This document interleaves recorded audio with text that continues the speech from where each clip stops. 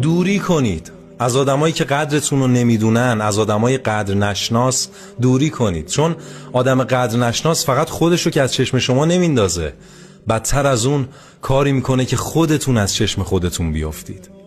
خیلی تلخ میگفت منی که زیر دین هیچ احدی نمیرفتم، تو با من کاری کردی که الان مدیون خودمم، مدیون همه اون عشق و علاقه و مهری که من خرج تو کردم و تو ندیدی و میشد اینا سهم خودم بشه، یا حداقل سهم آدم لایقش بشه.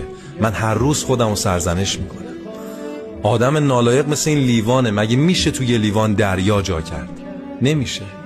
میگه دریا در استکان کسی ریختن خطاست، از حد که بگذریم محبت ثواب نیست. پس به خاطر احترام به خودتونم که شده، از آدمای قدر نشناس دوری کنید. آره،